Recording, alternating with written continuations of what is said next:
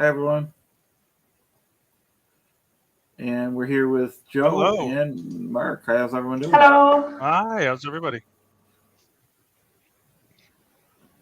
It's good to see everyone in the comments there. COB, Chitza.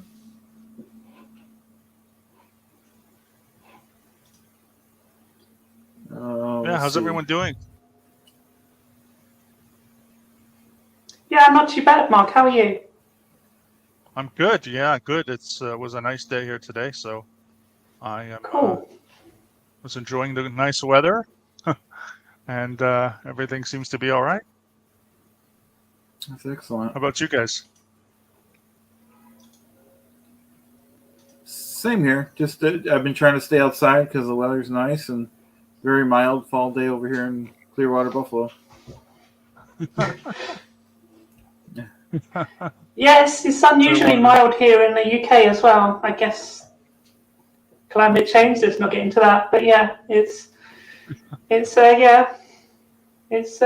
unseasonably warm, but I've been making the most of it as well, doing some treatment on some wood buildings and stuff. So yeah, That's Excellent. pretty good. Yeah, no, it's fall now, right? The autumn. So yeah, it should autumn. be Yeah, a lot colder in some ways, but I'm yeah. actually really happy because it was like 22 degrees, so I guess that's like high 60s, I guess. So it was really, really good today, but yeah, pretty nice. That's excellent. Yeah. And just so everyone knows, Julie couldn't be here today, and then Steve will probably jump in a little bit. Cool. I'm sure. Well, Yeah. Shall we begin? yeah, sure. So let's start. So today we're gonna do our, let's see, my presentation is on the history of the Hungarian language. And Hungarian is a really weird language. It's very strange. And this is why it's kind of a good topic of discussion on the history of it and where it came from, and how did it get to Europe, and why is it so different.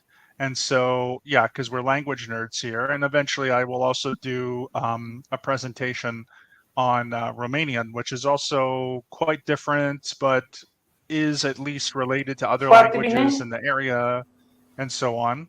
Um, but yeah, it's very strange. Anyway, so because I've been living here for 2 years and I've been studying Hungarian for 3.5 years, I just thought it would be nice to go through sort of some of the history steps. And again, because we are language nerds as much as we are other nerds when it comes to sci-fi and theology and philosophy and all this kind of stuff. So I thought I would take a break from too much heavy stuff and go into history and a little bit of linguistics and so on.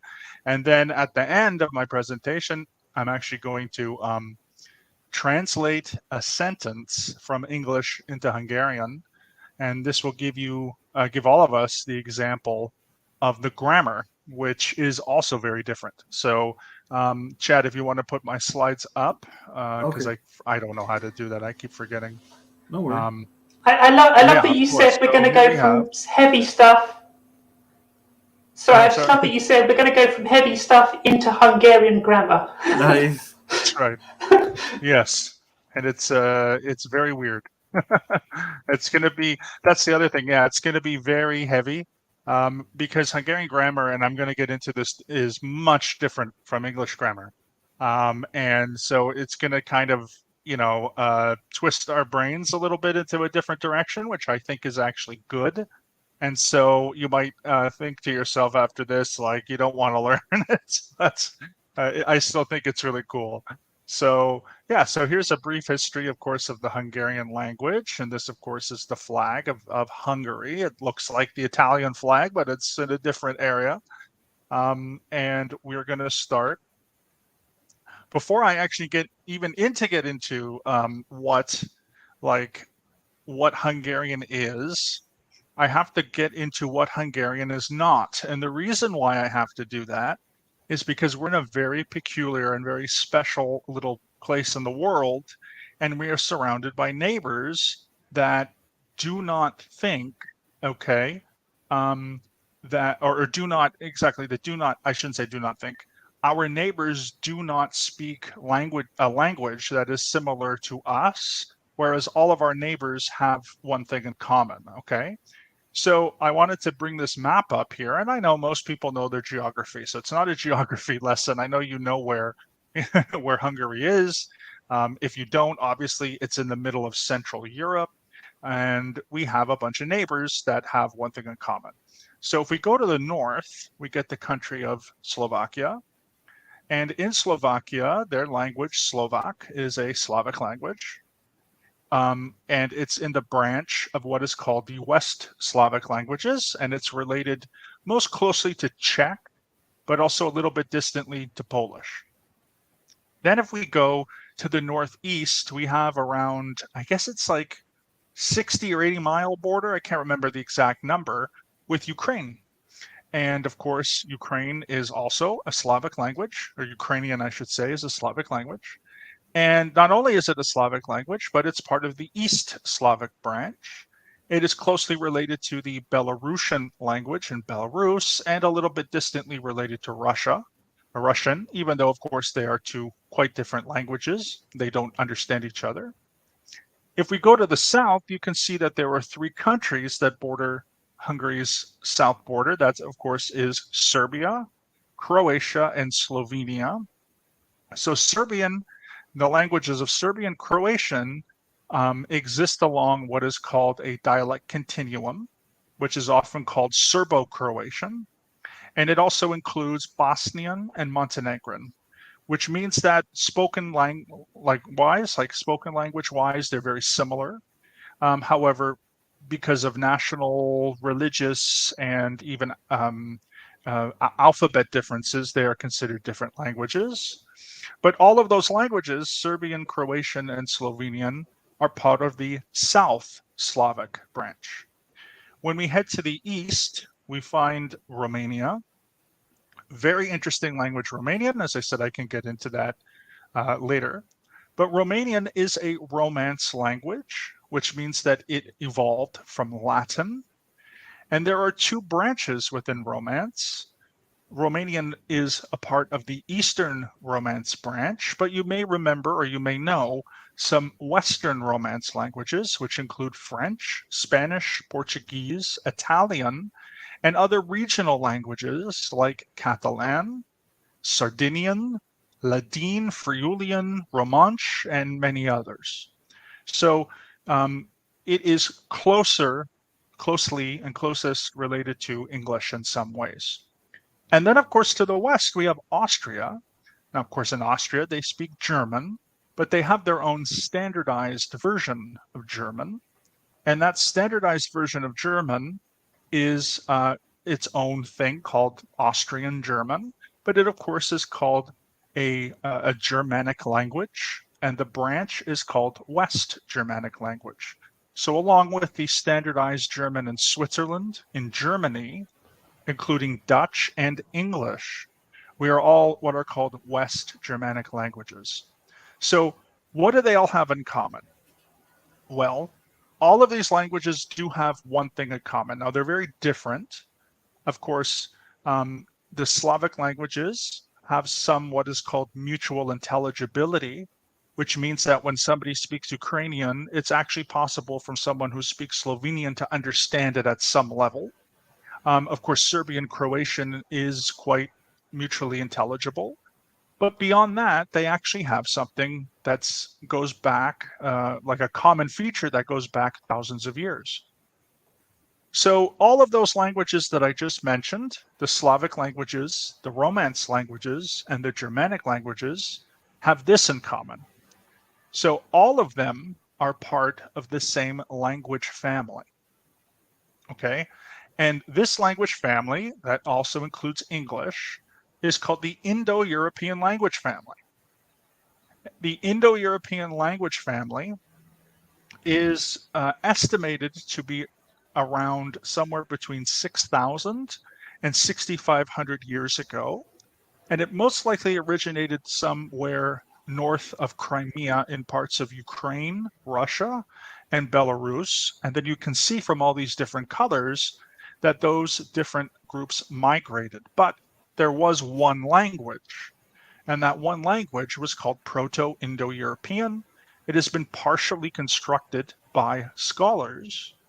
And what's also very interesting is, although I know it can be a little hard to see, but if you think about it, back in the 19th century, when scholars were heavily interested in finding the origins of languages, a bunch of scholars in Europe found that the language of Lithuanian, which of course is in the Baltics, okay, and has been spoken in the Baltics for roughly 5,000 years, that they had very similar sounds and what are called cognates, meaning that they're words that were very similar in origin and similar sounding to ancient Sanskrit.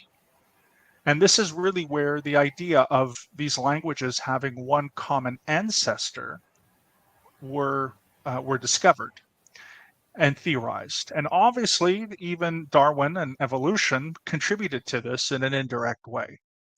So if we look at this map of all the Indo-European languages, we see the green, I mentioned before, are the Slavic languages.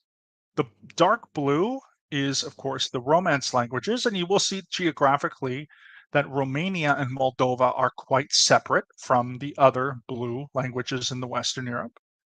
But then I also mentioned the red languages, which are Germanic languages. And not only did they include German and Dutch and English, but they also include the Scandinavian languages. So Icelandic, Norwegian, Danish, and Swedish are called North Germanic languages. They basically descend from the Nordic languages, the languages of the Vikings and so forth. But there are many other colors, depending on how large, of course, you can see here. If we go to Great Britain or go to the UK, we can see Ireland and Scotland, and there's even a part in northern France that's orange. And these, of course, are the Celtic languages. Some Celtic languages include Irish Gaelic, Scottish Gaelic, Manx, Cornish, Welsh, and then in France, they speak Breton in a place called Brittany. And Breton descends from a group of people that moved from Britannia during the Roman days, and they were there in Brittany. They moved. They were the Britons. Okay, so Celtic languages are also Indo-European languages. If we continue and we continue going to Southern Europe, you'll see that there are some other colors. Okay, the first color I want you to notice is the light blue color in the Balkans. This light blue color is the Albanian language. Albanian is its own branch of the Indo-European languages.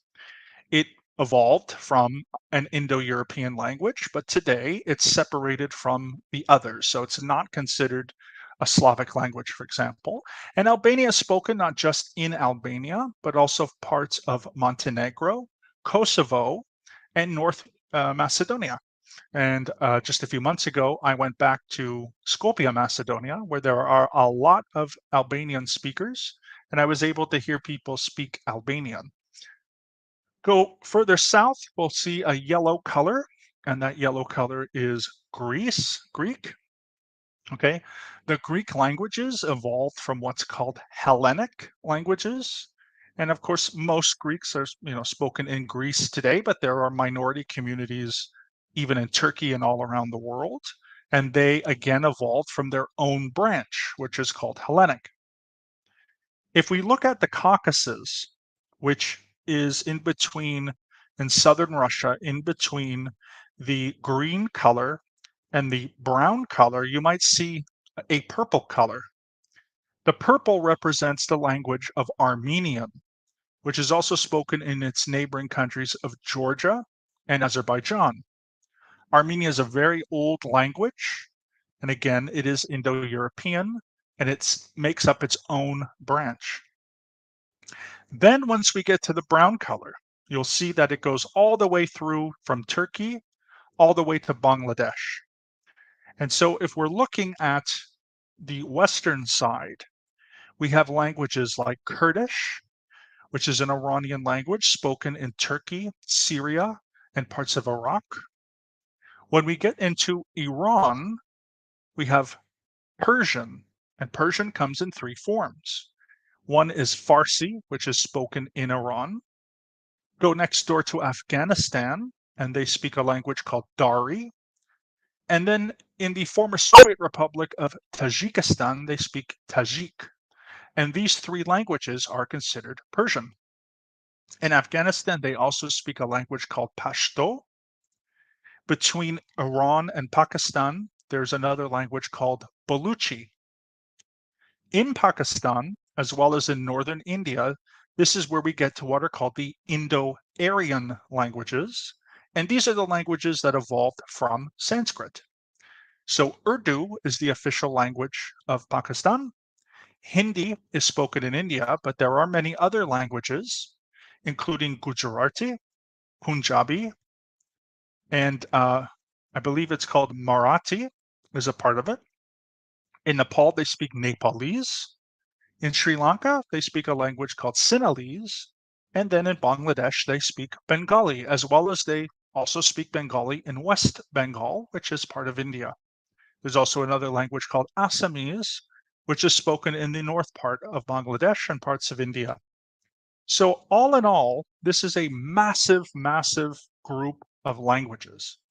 And we have, everything from Icelandic to Sinhalese and Portuguese to Tajik.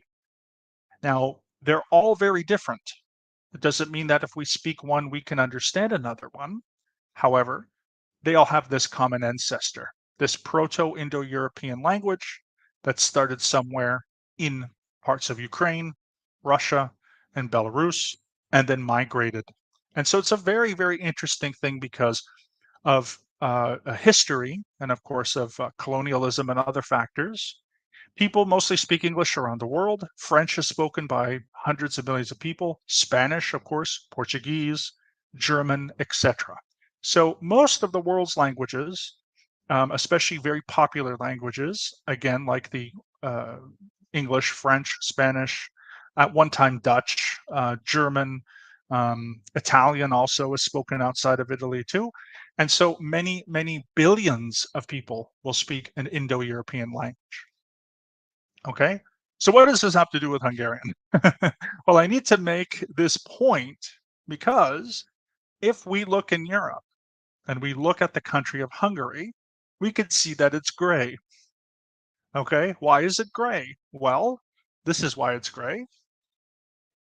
Because Hungarian is not an Indo-European language.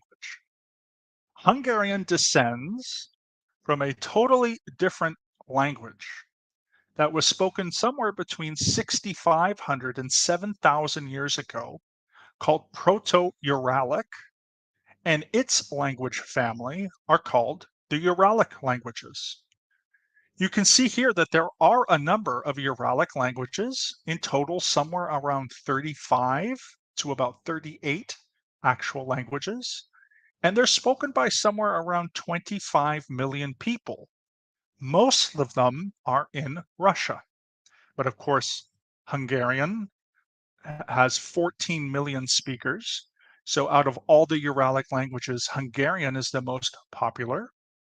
But then I negated to mention that Finnish and Estonian are also Uralic languages. I often get asked if I understand Finnish or Estonian. The answer is no. Finnish and Estonian are as far apart from each other as Hindi and English. They are very different, they are very difficult, and they evolved differently because roughly 5,000 years ago, that's when the Finnish languages and the Hungarian language started to depart. 5,000 years is a long time. But you can see here that there are a number of different languages. And I want to get into some of the branches just very quickly here. So if we look at Finnish, Estonian, and if we look north, we'll see a group of languages called Sami. These languages that are close to Finland, that are sort of all in this northwest corner, they're called the Balto-Finnic branch.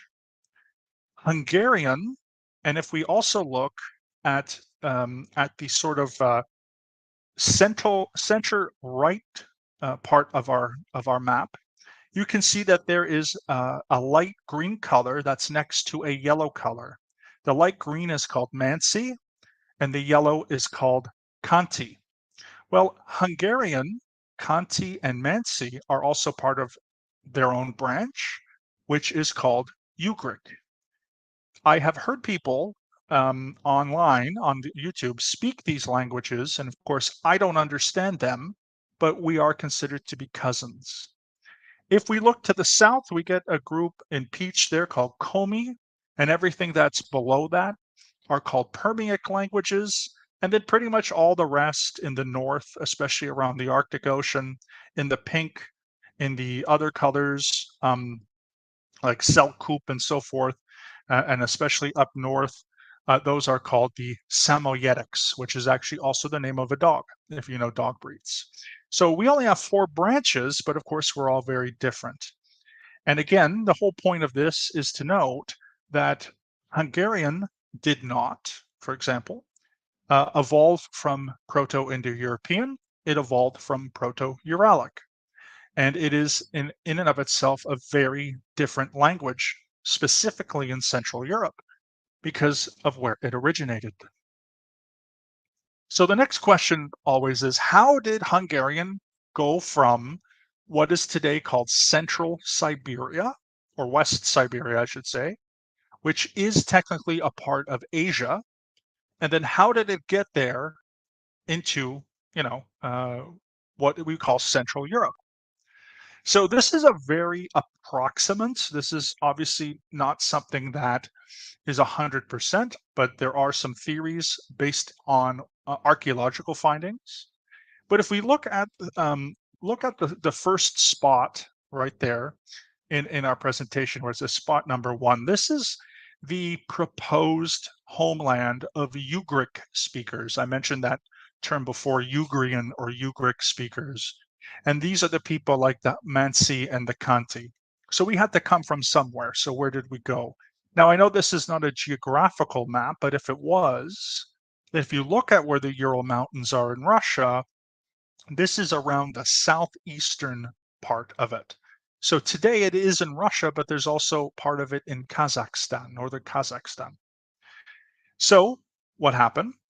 Between the years 620 and 680, these are approximate years based on archaeological evidence, a group of people, which in Hungarian we call ourselves the Magyars, so the Magyar people, a Uralic speaking people, decided to leave the area.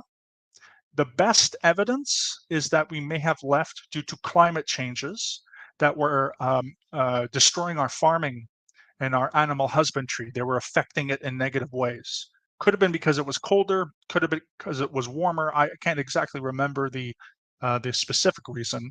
There also could have been bandits and other groups and tribes that were invading, Turkics especially, and Mongols. But for whatever reason, between the year 620 and 680, these Ugrian speakers, these Magyar people, decided to leave their homeland.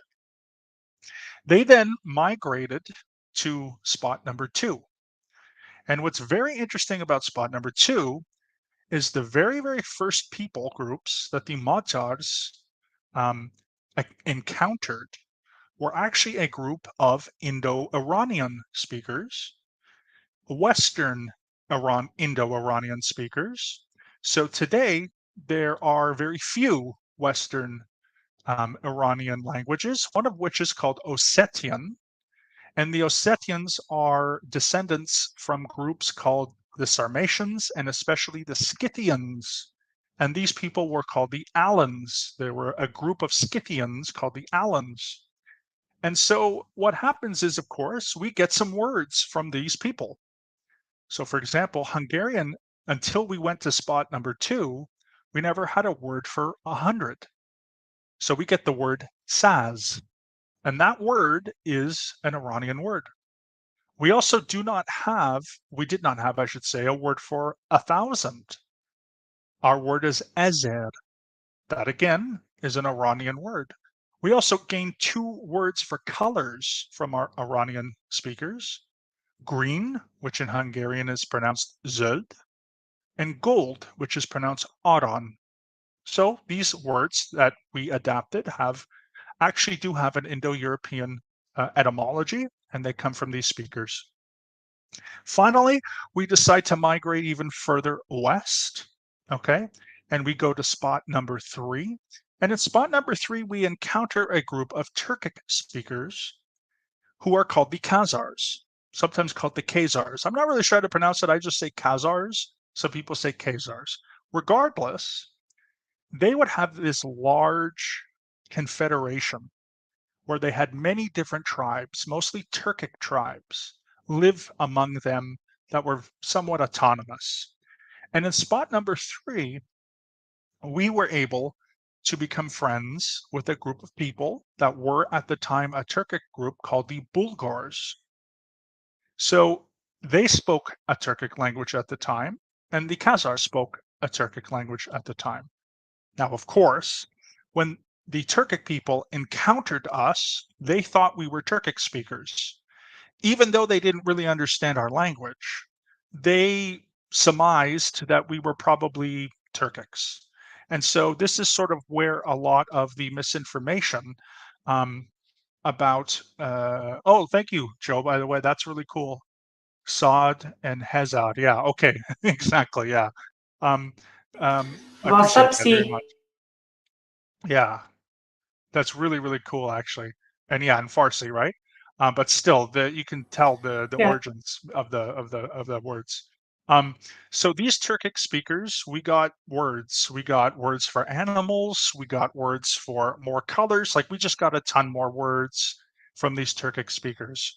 So then what happened was, I think it may have been the Mongols or the Huns. I can't remember now. Probably the Huns were coming in from the east, and they displaced the Khazars. And so, because the Magyars and the Bulgars were in the furthest western area of the Khazar Empire, we were able to leave. And with the Bulgars, we went to spot number 4, which is today called Etelköz, or what we call today Etelköz. And it's somewhere around the Ukrainian Moldovan border in an area sometimes called Transnistria. So we set up a settlement there. And again, we're with the Bulgars. Some Magyar tribes went their own way. Some Bulgar tribes kind of went their own way. But eventually, there was then a command to go further west. Now, what was interesting about Etelköz is then we start to find more Indo-European speakers. There had actually been Germanic speakers, Romance speakers, and just starting to invade the area were Slavic speakers. So when we moved to spot number 5, which is a very famous thing, it's called the Carpathian Basin, the Bulgars decided to go south. They went to what is today Bulgaria. They converted to Christianity, and they changed their language to Bulgarian, which is a South Slavic language. However, the Magyars, we decided to go further into the Carpathian Basin. And so we split from the Bulgars peacefully, from what I remember reading, and we made our way into there. And that is where the year 895 and 896 come in. In 895, the Magyar people found a path between the Carpathian Mountains. They went through the Carpathian Mountains, which today would be Romania. They moved along Transylvania, and by 896, they made it basically to where I live today, right around Budapest, somewhere around here. And there had also been a Roman settlement here called Aquincum, and it was part of a province called Pannonia.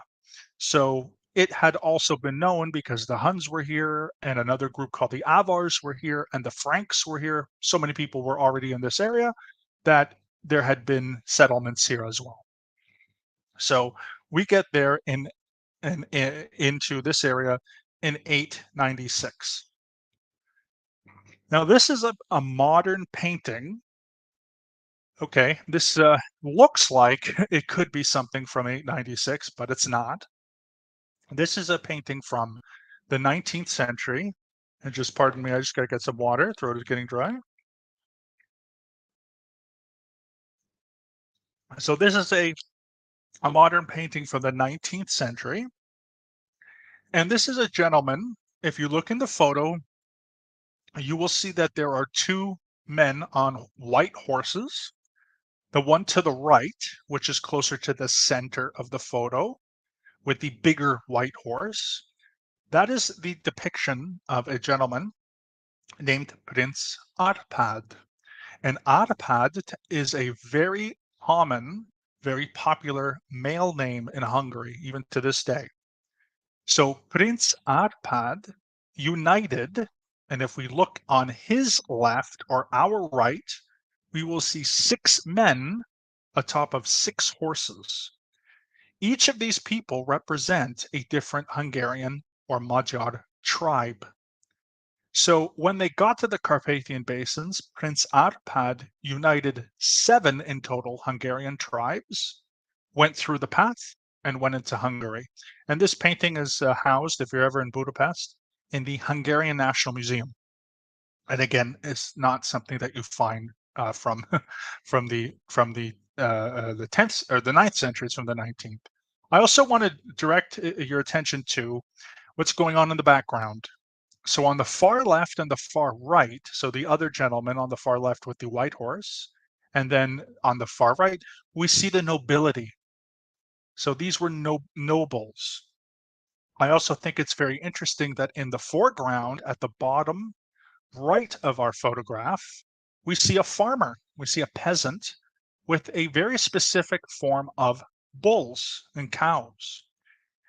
I don't know if those same looking cows are in Hungary today, but they're definitely their ancestors. They're, these ancestors of these cows, and they're a very specific kind of cow that came from Central Asia.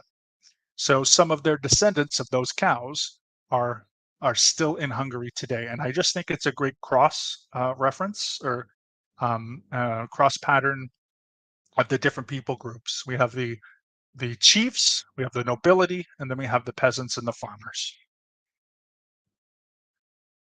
All right, now to talk about the actual language. Okay, that was the history.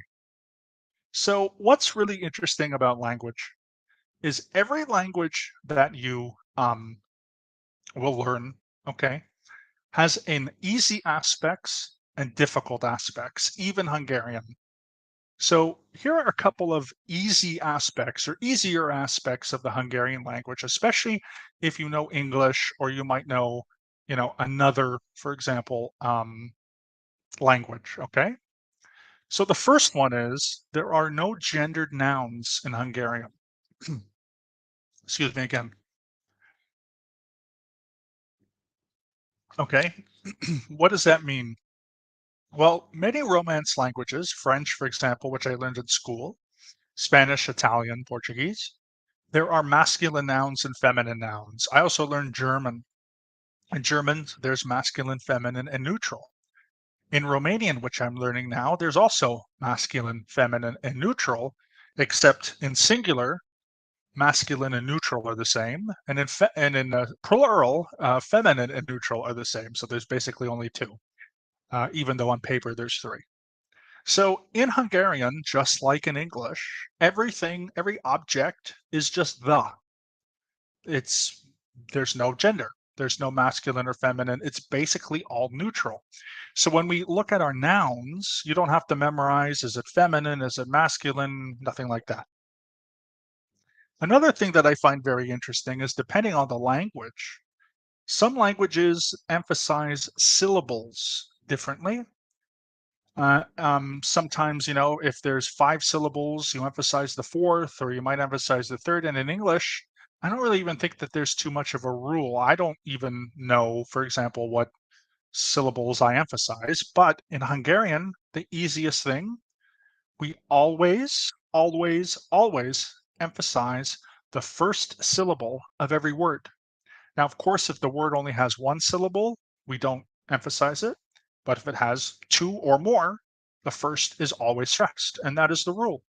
So we don't have to think, okay, there's an even number of syllables or an odd number of syllables, and which very simple.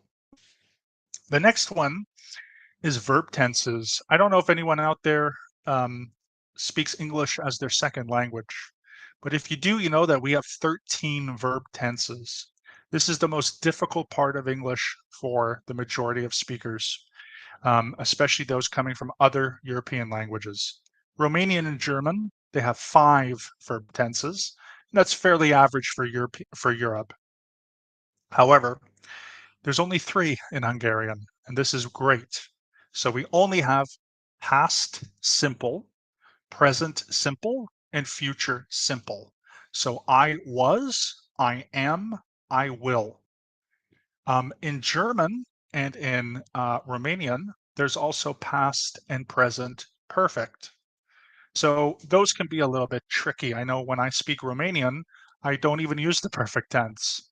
And there are areas of Romania where people don't even use the perfect tense. So it's interesting. So you only have to use, those 3 tenses. So that tends to be good. The other thing is, if you're like me and you hate the English alphabet, as it hasn't been updated in hundreds of years, and I'm not a good reader when it comes to English. In Hungarian, it's pretty much like 95% phonetic. So if you're reading a book and you're reading words, we have accents on top of vowels. We have, consonant combinations that are pretty straightforward. So we have an incredibly phonetic alphabet. Are there exceptions? Of course. Absolutely, there are. We have a tense in Hungarian, which we do have in English and other languages. It's called imperative tense. People would know that that means when I give an order. In Hungarian, we do not like to have 3 or more consonants together. We tend to be a language that has consonant, verb, or verb, consonant, but sometimes we have to stick 3 or 4 consonants together. Well, the good news is, if we stick 3 or 4 consonants together, we only make 2 consonant sounds. And so we have what are called voice assimilations.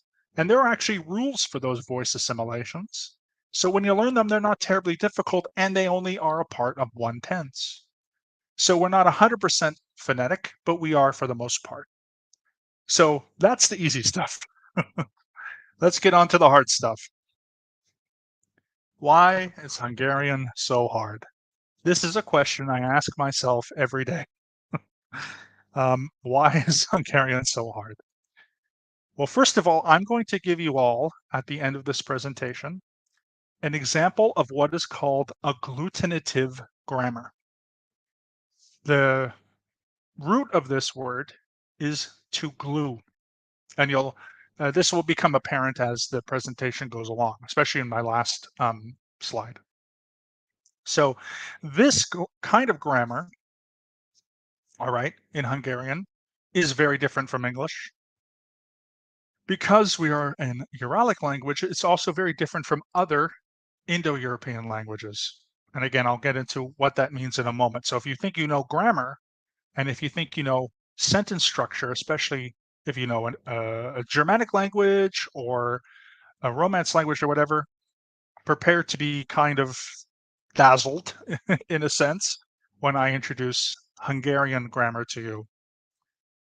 Next, the vocabulary is not like English. I know when I'm learning Romanian, I can look at certain words like dificile and exact and so forth. There are certain words in Romanian, because they come from Latin, and because Romanian also has a lot of words from French and Italian, that when I look at them, and this also happens in French, although French pronunciation is different, and of course Romanian pronunciation is different, but I can look at those words like difficile, and I go, oh, it's difficult.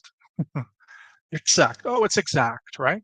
In Hungarian, sure, we have those words like computer and auto and so forth, but really the overwhelming majority of our words are of a different etymology, because they can come from Turkic words, Iranian words, and of course, Uralic words. It is noted that around 20% of the vocabulary of Hungarian has a direct Uralic cognate. 30% of our vocabulary has literally no direct cognate in any other language. It's considered to be unknown and uncertain. The other, I think it's something like 70%, or excuse me, not 70, rather, 30%, I should say, maybe 30, 40% come from Indo-European languages, and the rest come from Turkic. So I actually want to say it's something like 30 unknown, 30 Indo-European, and then 20 Uralic and 20 Turkic. So you have to kind of relearn vocabulary and it'll be very different. So the word for, I don't know, to rest is pihen. The word for book is kunf. These are very weird words. We have words like udul and a circle is kud. It doesn't make any sense. And they all seem to be very like 2, 3, 4 letter words that are very archaic. In addition to that, there is a lot of conjugation. And I mean a lot of conjugation in Hungarian. I mentioned before that, of course, we have past simple, present simple, and future simple. But each verb in Hungarian can either be transitive or intransitive. If it's a transitive verb, it takes on movement. So then we also have 6 pronouns and we have 6 individual words, and that is either past, present, or future. So 6 times 3 is 18. So in past, present, future, a word like to go, which I'm going to give you an example of conjugation-wise, that in past, present, and future, and I'm talking about I, you, he, she, it, we, and then we have you all, so you plural, and then we have they. So each of those pronouns have a conjugation. Times that by 3, we have 18. But here's the kicker. Verbs that don't take on movement are called intransitive verbs. And we have both a definite and an indefinite conjugation. So some verbs have up to 36 different forms of conjugations. That does not include the imperative clause, the conditional clause, and other clauses, which they themselves have either 18 or in some cases 30, well, usually not 36. It's usually 18 additional per clause. And it's very difficult. So in total, we have 18 cases as well. Now, these cases are not the same as German. They're not like the same as in the Slavic languages, but we do have a lot of suffixes. And I'll explain when we get into our last slide what that means as well. Because of agglutinative grammar, we use suffixes. So there are 18 forms of these that replace words like with, to, by, and for, just for an example. And if we have a noun, we can have up to 34 noun endings that would basically take the different position of, of what would be a preposition in English. So it's complicated. There's a lot to remember when you learn Hungarian, and it's a lot of looking at tables because and charts that break down all of these things. And again, it's just very hard. And this is why it's considered one of the most difficult languages in the world to learn. Which brings me to my next slide. If we look at the difficulty of the Hungarian language, this is a chart by the Foreign Services Committee, or Foreign Services Institute, excuse me. And this is an American organization which trains diplomats, ambassadors, and other workers in consulates and embassies that are part of the United States to go abroad. And of course, wherever they're going, to whichever country, they have to learn the local language or the national language. And so this is a chart of languages for those who speak English as their first language. Different languages will have different charts like this, but this is if you speak English as a first language. So we can see here that the languages in red take around 24 weeks to become fluent, okay? And these are languages that are Germanic, except for Icelandic, because that's quite difficult. But Norwegian, Swedish, Danish, Dutch, French, Spanish, Portuguese, Italian, and of course, Romanian. They are considered the easiest languages for us to learn as English speakers. German is the next. It takes around 30 weeks. It's in category 2. Most, as you can see here, category 3, by the way, is for languages like Malay and Indonesian, so they're in Asia. But then there's also category 4, and you can look at category 4 and see most of the Slavic languages, Greek, Albanian, Turkish. However, we will also notice that it says 44 weeks to learn these languages. But if you look at Hungary's category, it's a category 4, okay?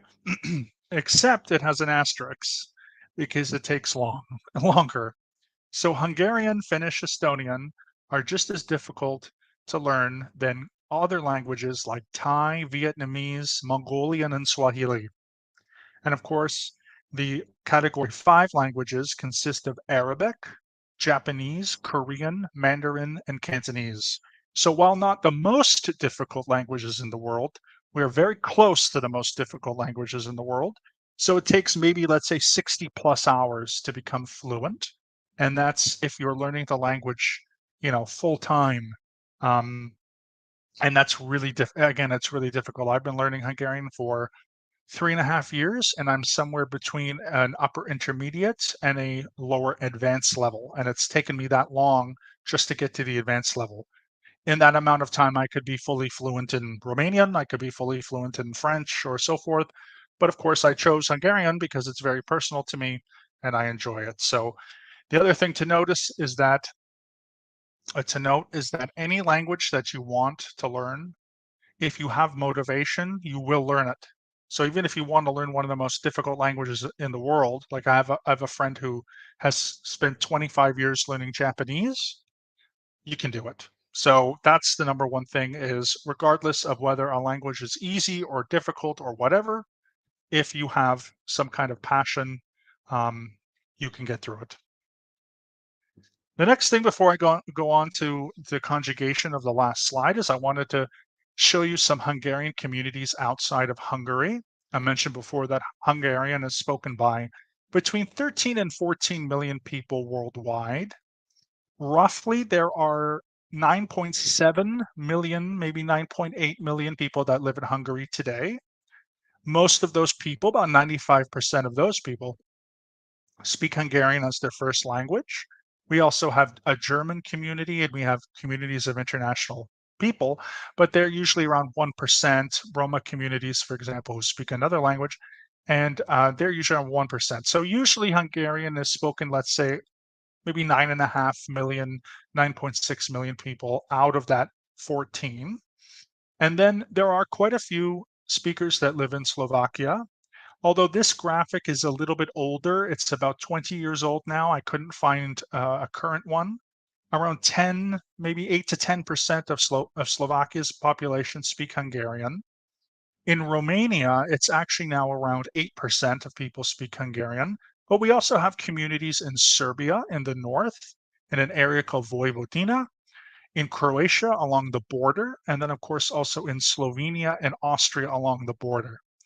So in total, probably somewhere around 12 million speakers, maybe ish, 11, 12 million speakers speak Hungarian in Europe. And then, of course, there are significant hundreds of thousands of speakers that live in places like Canada, United States, Australia, Great Britain, Germany, New Zealand, and so forth. And that's called the diaspora because many Hungarians left to North America and the rest of the world around World War I and then World War II. And then, of course, in the 1956 revolution, 200,000 Hungarians left, including my family, as I mentioned a little while ago, and, moved to places like Canada. So what I want to do now is something really fun because we are going to translate a sentence. So I'm going to stop if you guys stop this, and I'm going to translate a sentence for you, and I'm going to introduce you to agglutinative grammar. And I don't know how it's going to, I have different reactions about this because it is difficult. But I do want to say, of course, I'll share my screen here, to not worry if for any reason that, you can't understand this, if it goes above your head, like it's totally okay. Because, like things happen, and uh, it is a very difficult concept. I'm just curious, am I sharing my screen? I should be. Do you see a slide here? Do you guys see a slide? PowerPoint slide? I don't see anything. Do you, Chad? No. Oh, I was muted. It's. Let me see if I can put it in the thing if you want. Yeah, that's Okay. it. Yeah. Okay. I know it might be a little small because I can't really do. Yeah, here we go. So it might be a little small, guys. I'm sorry about that. Full screen mode. Yeah, here we go. Perfect. Okay. So I'm going to translate this sentence from English to Hungarian. I'm going to introduce you to agglutinative grammar. And then at the end of this, I'm going to tell you the different languages that use agglutination. So first of all, I want you to understand that if any of this goes over your head, don't worry about it for a couple of different reasons. One is I'm introducing you to a totally different concept of grammar that many of you will be experiencing for the first time. So when we speak English, and if we also speak another Indo-European language or a language from whatever, we have just a certain structure, a sentence structure in our heads. And, that's what we know, and there's nothing wrong with that. So one of the reasons is when we go outside of that sentence structure, this is what it's going to look like, okay? And again, if it goes over your head, guys, don't worry. There's no quizzes, nothing, but I want to show you how we form our sentences in Hungarian. So the first thing is we have, with or without a contraction, right? We have, I am going up to my apartment. 7 words with a contraction, 6. I'm going to reduce this entire sentence by 50%. So I'm going to make this entire sentence in Hungarian in 3 words, okay? It will contain all of these words, except they will be condensed. So let's start. So first of all, we got to start in Hungarian with the verb. So the verb here, go. In Hungarian, go is going to be spelled like this. Excuse me, like this.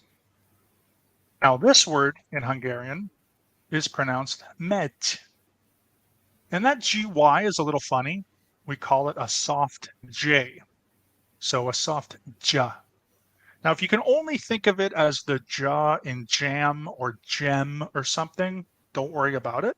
But if you want to pronounce it like Hungarian, we pronounce it J. So what we do is when we pronounce a ja like jam, you can see that we have our jaw and our tongue is at the bottom, and we sort of say ja, ja, like this, right? Very common. If you want to say J, you got to smile a little bit. You got to put your tongue, the tip of your tongue, in front of your front teeth or at the back of your front teeth, and you got to say the same sound, J, J. Anyway, just for a little practice, if you'd like to do that later, but if you can only think of it as ja, as jam, no worries. So, med. Well, I'm not done here because I have to put, I am. Now, one of the things about Hungarian is, like many languages, we are called a pro-drop language. And pro-drop languages are languages where you don't always need to add the pronoun with a verb. Okay? So in this case, there is a pronoun for I in Hungarian, and that is pronounced én. So like the word pain or gain, but you just take away the first consonant. But we don't need to have it here, because what we then can move on to is just the fact that I go, you go, and so forth. They're all different. All 6 of our go conjugations are different. So don't worry about it. However, if I want to conjugate I go or I am going, again, that's first person, singular, and we only have present simple, then all I need to do is put an E and a K. So right there, megyek either means I'm going, I go, or I am going. Pretty simple, okay? That's just what we're going to start off with. Now, we have the word up. This is where I'm going to introduce you to the agglutinative grammar. We're going to do something special with up. In Hungarian, when we have a verb and we want to add a direction, so this could be the same rule if we're using down, in, out, back, towards, away, okay? Doesn't matter what it is. But what I'm going to do is I'm going to add this direction as a prefix. I'm going to go right to the beginning of the word, this, and I'm going to add the word up. But I'm not going to separate the word. I'm going to glue the word up to the words for I am going. And I'm going to do it like this. Up in Hungarian is pronounced fel. Okay? When I say the word megyek, that just means I go, I'm going. But when I say felmegyek, I'm going up. This is one word. I understand that in English and in other languages, it's not, but this is how we do grammar. So I have glued words that otherwise would be separate in Indo-European languages. I have now glued them onto existing words, in this case a verb, and I've made that word longer. So this concept might be very strange. I completely understand. It might be completely different, but to be honest with you, when I was learning Hungarian, it's something that the human brain easily adapts to. When I was learning Hungarian a couple of years ago, when I first moved here, I was taking an intensive course, and there were people from all over the world in my classes. Eventually, your brain gets used to it. It's called neuroelasticity. So again, it's not impossible. It's just very different. So don't worry about this. Now we're going to move on to my apartment. And again, I'm going to use agglutinativeness in my agglutinative grammar. First rule that we have to learn about Hungarian is that we are an article-based language. So we do have articles for the, a, and an. In Hungarian, it's very similar to English, but it's also done in an opposite manner, and I'll explain what I mean. In English, of course, we know we have one word for the, 2 words for a and an. If we use the word a, then the next word is a consonant, begins with a consonant, and if it's an, the next is with a vowel. The same exact logic is in Hungarian, except it's reversed. In Hungarian, we have 2 forms of the. It's either a or oz. If it's a, the next word starts with a consonant. If it's oz, then the next starts with a vowel. And then we only have one word for a or an, which is pronounced ed. And that's also our word for one. Now, when we look at the sentence here, we have my apartment. When something has my apartment, it's definite. It's not an apartment. It's not indefinite. It's a definite object. So what I'm going to do is I'm going to go ahead and put a, because that basically is the. And then I'm going to give you the translation of the English translation of the word apartment. So here it is. Apartment.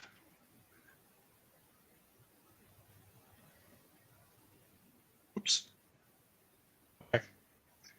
The word for apartment in Hungarian is pronounced lakás.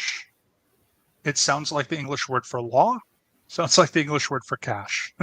And again, we emphasize that first syllable, lakás. All right? That comes first in Hungarian. Why? Because when we have a noun, we agglutinate with suffixes. Verbs, we agglutinate with prefixes. Nouns, we agglutinate with suffixes. So what am I going to do with to and my? That's the missing thing. Well, this is what's interesting. We're going to work backwards. We're going to start with my. Because in this case, how Hungarians agglutinate is that personal pronouns, when we agglutinate, are put in the first position before prepositions. All we have to do in this case is glue two letters, O and M. When I say the word a lakás, that just means the apartment. When I say a lakásom, it basically just means my apartment.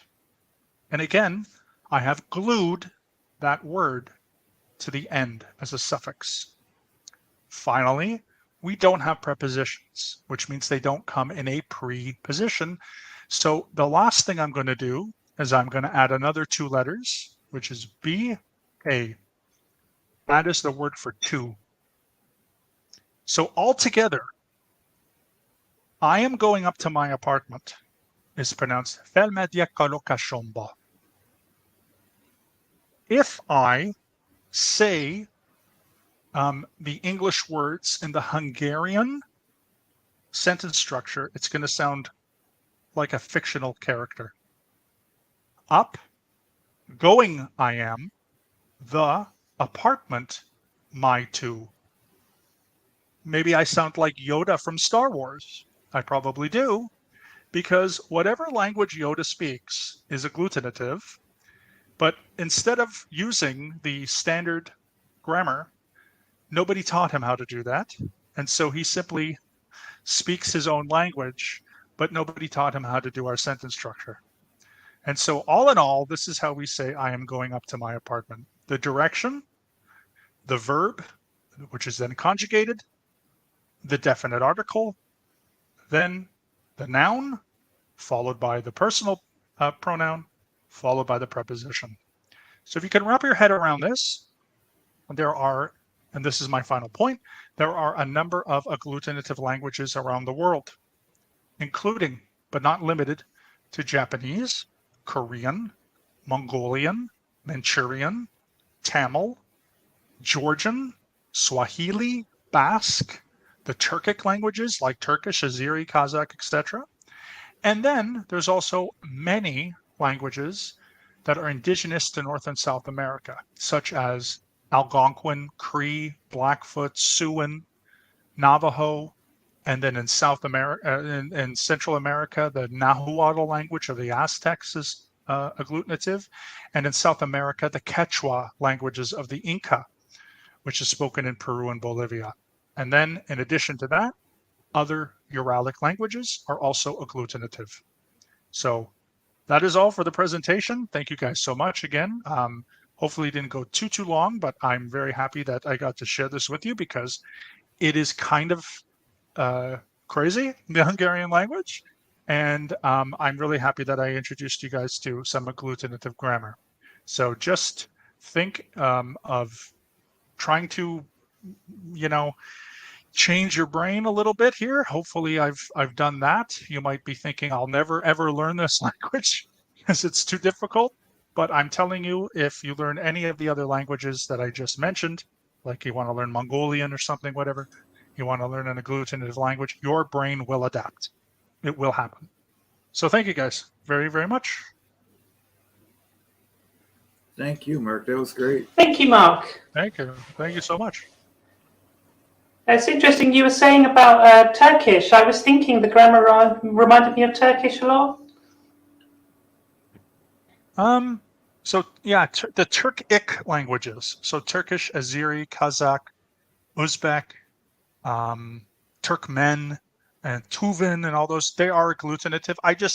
The thing is this: why Hungarian sort of looks like it's the opposite of English or German or whatever, especially sentence structure, is probably because Hungarians have been speaking Hungarian for over 1,000 years in the same spot.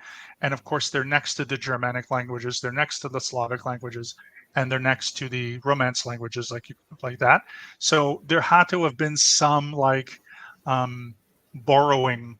Like Hungarians speak German, Hungarians can speak all these different. So I think when Hungarian grammar was evolving, we were able to be like, oh, okay, well, to my apartment. So we're going to start with my, and we're going to put that over here. And then we're going to take to and put that over here. The trouble is with other agglutinative languages, if they evolve around other languages that are not Indo-European, then their agglutinative structure could be completely different. And so, for example, I don't even know how Finnish agglutinates.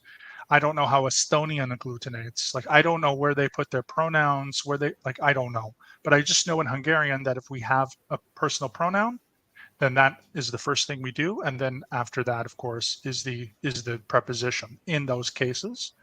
How Turkish does it, like how Mongolian does it, I'm very interested in knowing and learning, but it would be dramatically different in many ways to Hungarian. So in the future, I'd actually like to study probably something like Finnish, because of course they evolved around Swedish, they evolved around Russian, and then of course Germans came in as well. The Germans had a lot of influence in Finland. And then of course the Baltic languages, and also Estonian. So they were part of Sweden, they were part of Germany, they were part of Russia, and of course they have Latvian influence.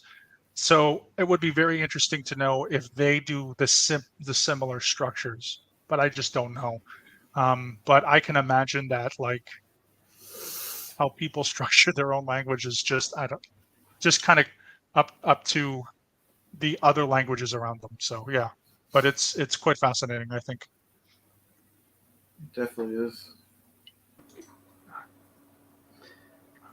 Chad, is there any start questions? Oh shoot! I didn't even realize I should have been doing that since we don't. Okay, no problem. So I have some questions on my channel. Maybe I'll go through those while you start something. All right. Yeah. All right. So again, I've got my trusty laptop here because the text is too small. Well, here's okay. So yeah, that's a good one from Goldie. Yes. I didn't mean to interrupt you guys. So this one's from Goldie. Says you could help our Danielle Chamberlain raise funds for their aftermath for her birthday.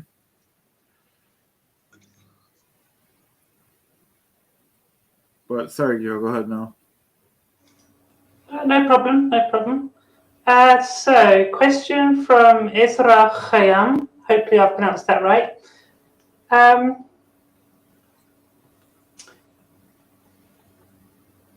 Would it be possible for the speaker, Mark, or someone from the audience to provide resources they find valuable on learning the language?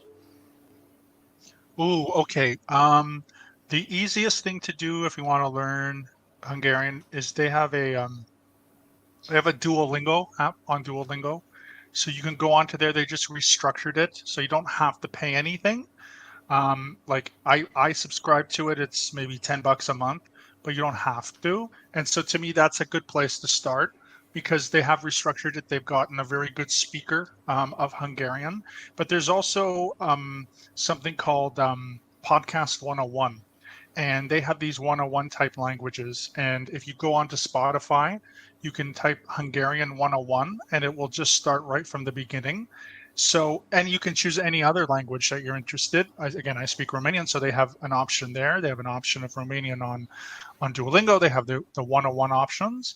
So I would go for those two sources first. I'd be kind of wary a little bit because I tried to learn when I was a teenager and when I was in college with books. Um, that can be difficult because they don't really explain the grammar too much. So I want to give another thing too. So going on to Duolingo is good. Going on to Podcast 101 is also good. But I have used a website called italki, which is a website if you want to learn a language, and they have online tutors, and you can see them for 30 minutes, 45 minutes, 60 minutes, whatever. And you can find people who speak any language across the world. You can meet one-on-one through Zoom or Skype or their own app on italki. And there's also one I think called Preply, which is another one. There's a whole bunch of these apps.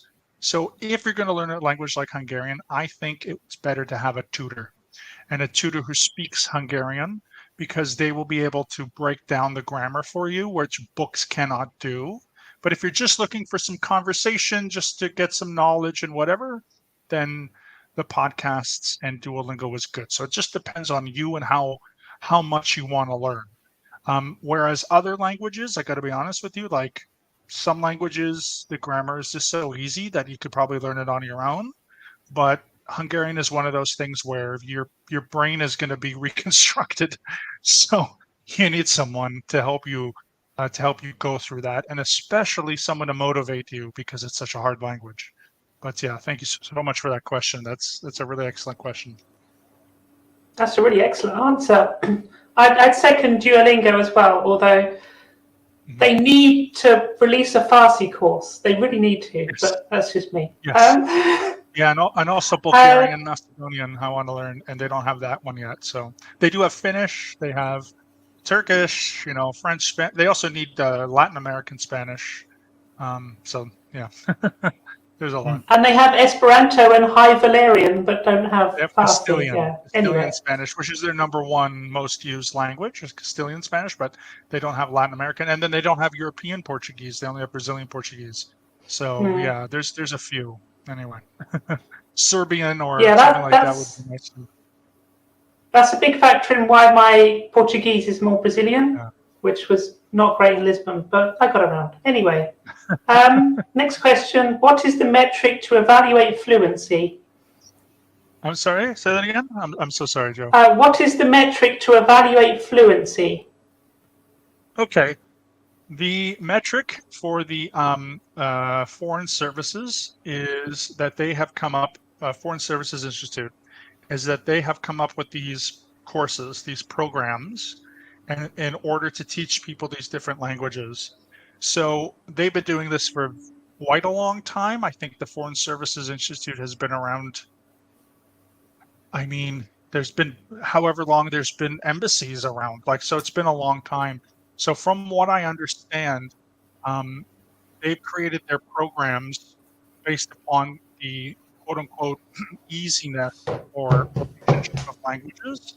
So if you're going to go to be a consulate member and you're going to go to Spain, they know that they can teach it in 24 weeks, whereas others are just more difficult.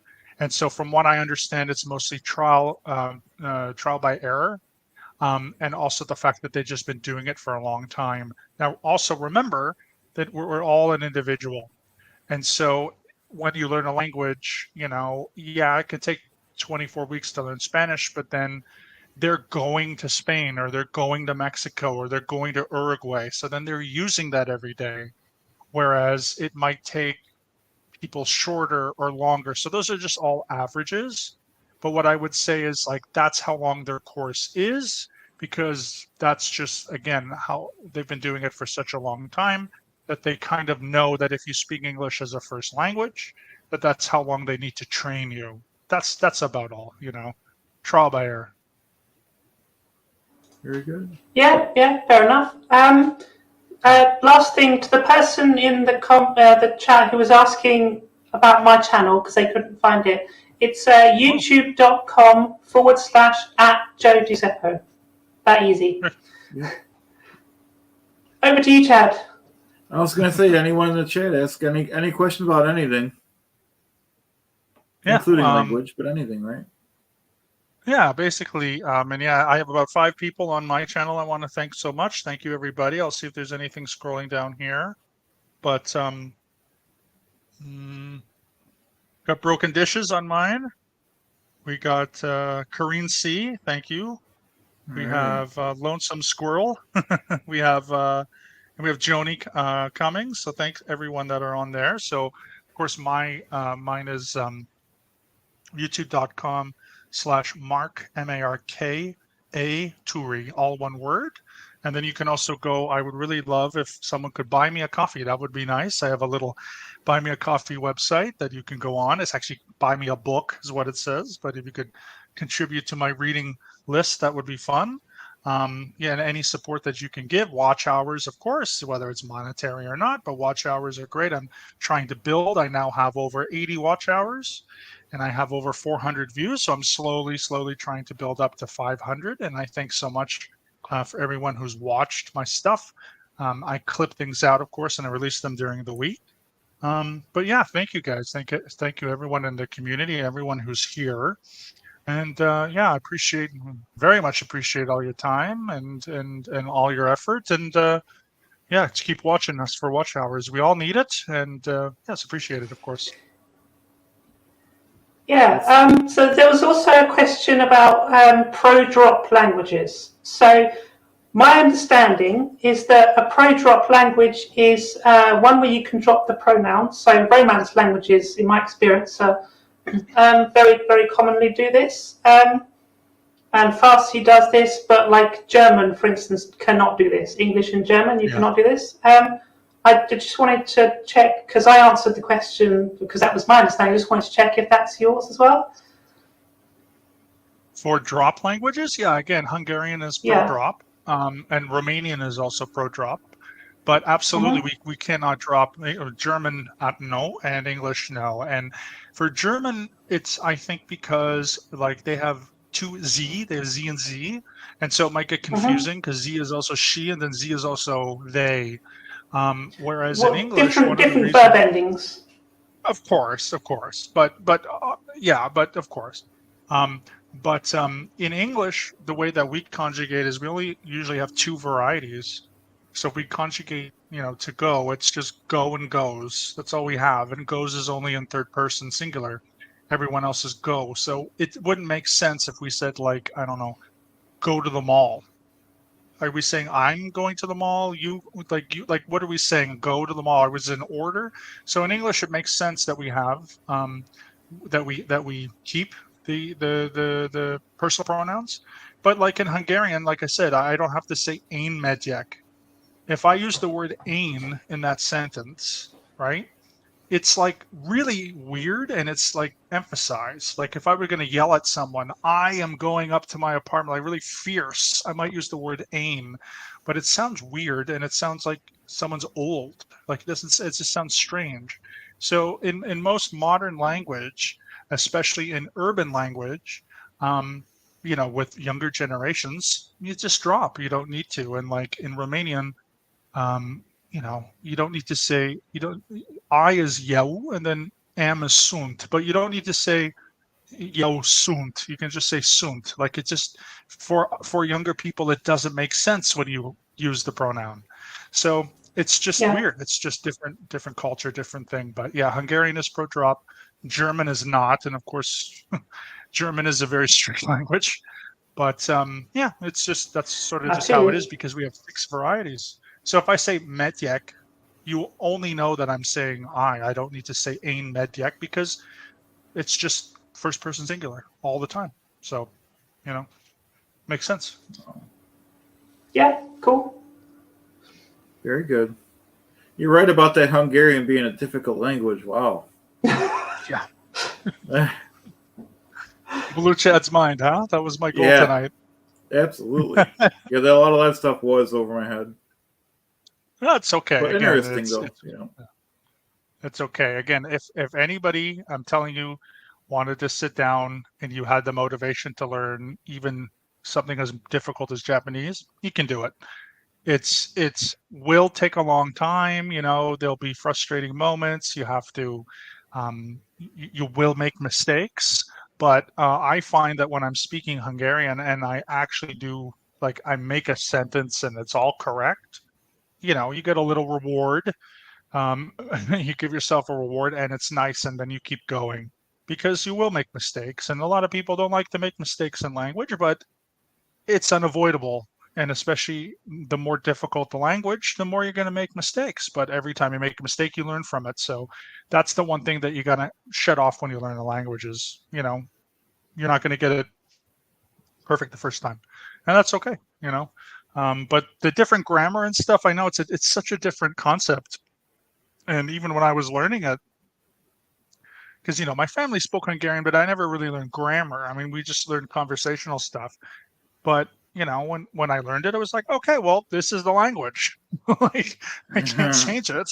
So, and then they show you all these rules and all these charts. Like, I probably have 100 pages of tables of different tenses, different cases, different everything. And eventually, I don't know what it is. Your brain just adapts, you know? So it's difficult at first, and then it becomes easier as you go along. So, you know, so it is. Yeah, that's excellent. I have a question here for you, Mark, which doesn't make sense to me, but might make sense to you. So let me know. Okay.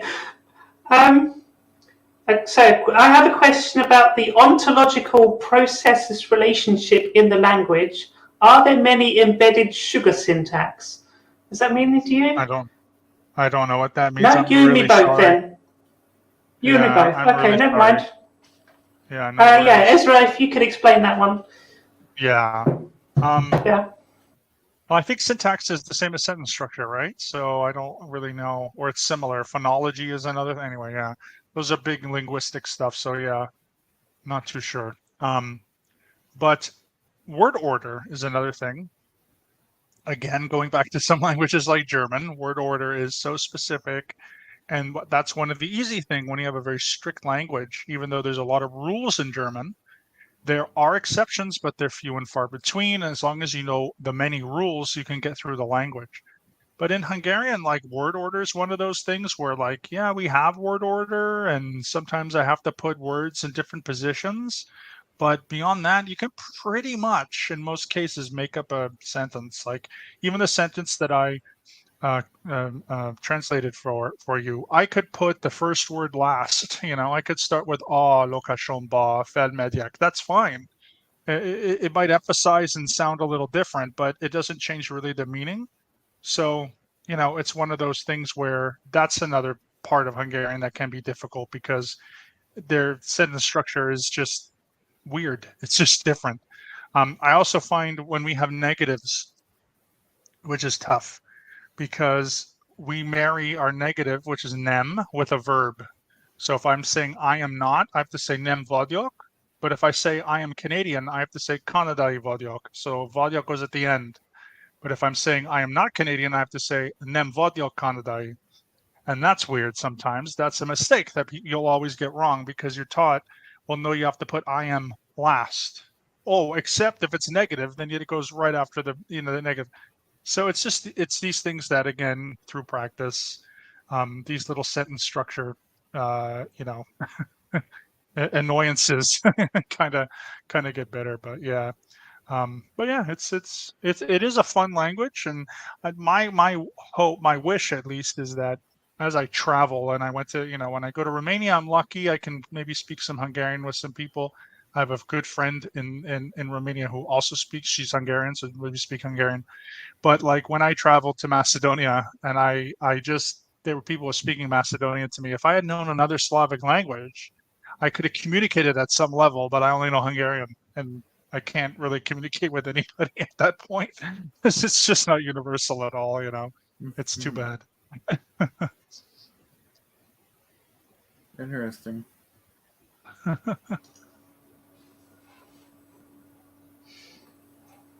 Cool. Well, thank you, Mark. It's very interesting. Yeah. Yeah. Well, as I said, I know from when I started learning Hungarian, it was online, and I started starting during the pandemic. So I started in March of 2020. I was just finishing my undergrad, and I started 1 hour a week, and then that went to 60-minute one 60-minute class a week, and then that eventually went to two 60-minute classes, so twice a week, so 2 hours a week. And then when I moved here, so it was after about a year, then I did Monday, Wednesday, Friday from 9 to 12. So that was, or 9 to 1 or whatever it was. And it was about 12 hours a week in total, I guess. And then, yeah, now I just learn freely, speak to my family, and, you know, it takes its time, but italki has been very helpful because any language you want to learn will have decent rates, and they have both professional teachers and what are called community tutors. So professional teachers will be actual teachers with degrees, you know, and so forth, and they'll break down everything. But if you just want to have like conversations with people, you can just pick a community tutor, and that's usually what I do, especially if I feel like I'm kind of losing my Hungarian a little bit, because I mostly go to school in English. You know, I just have basic conversations with people. When I meet my family, we tend to speak Hungarian, but that's, you know, not very often. So just to speak the language, and then I read a lot, which is also really, really good way to enhance. When I watch stuff on Netflix, I use Hungarian subtitles, or I dub in Hungarian and then I read English subtitles. So, you know, I find as a visual learner, that's also good, especially reading and looking at words, because then I remember them more. And then, you know, stuff comes back. If I forget something, that's actually the most painful part sometimes, is if if I'm in a quick conversation with someone and I forget a word, and then the conversation goes by, and 20 minutes later I'm like, oh, I should have said this, this, and this. Yeah. Happens all the time, but at least I then know that so eventually well. remember it. Yeah. Yeah, eventually I remember it, which is actually good. It means you're retaining the language, but it's just hard, you know. That's funny. Oh, hey, Goldie. Goldie's online. Hi. Oh yeah. Hey, Goldie. Hi, Goldie. Creepy's online. Chitsa's online. Yep. You're welcome, Broken Chitsa. dishes. That's awesome. We got a lot of people here. Yeah, definitely. Malinus. Ikarina. Yeah, if anyone has any questions, get them in. Yeah, I mean, again, it's. I'd be interested too, Joe, because I know you've learned a lot of languages. How have you learned most of them? So let me think. English, I obviously learned as a child. German, I learned when I was at school, but it didn't really stick until I spent time in Germany. I also learned French at school, and that's completely gone. So that goes to show it was about making it stick. Let me see. Esperanto, I learned originally from a book which I found in my local library, and it feels really weird to talk about that experience in English because people usually ask me about that in Esperanto. So I'm kind of translating that. But yeah, so I found a book one day in my local library, and I was like, hey, you know, I've heard this language is really easy, so yeah. Let me see. Romanian, yeah, was also from a book, and at the time, I was working as a care worker with some Moldovans. So apparently, my Romanian is apparently with a slight Russian accent, but so that gave me the opportunity to practice that. So that's Romanian. Let me think. Spanish, I guess, mainly from Cuban and Mexican music, but also just using it when I was in Spain already and stuff. Portuguese was, Duolingo, and let me see, Duolingo and practicing with people, and Norwegian, Duolingo a little bit, and then practicing with people more. Is that, and then Farsi, the most recent one. Is not Duolingo, and I'm going to keep telling them off for that until they fix it. So Farsi, I guess, mainly from music, from books, from, I don't know. I tend to be inspired to learn languages from music primarily because I'm obsessed with music, as you may have noticed. So if there's like a certain type of music I'm into that is in a certain language, like, you know, I've been way into Cuban music for a long time, then that will tend to spur an interest. But yeah, again, I guess that answers your question. That's a slightly different answer for each language, but yeah.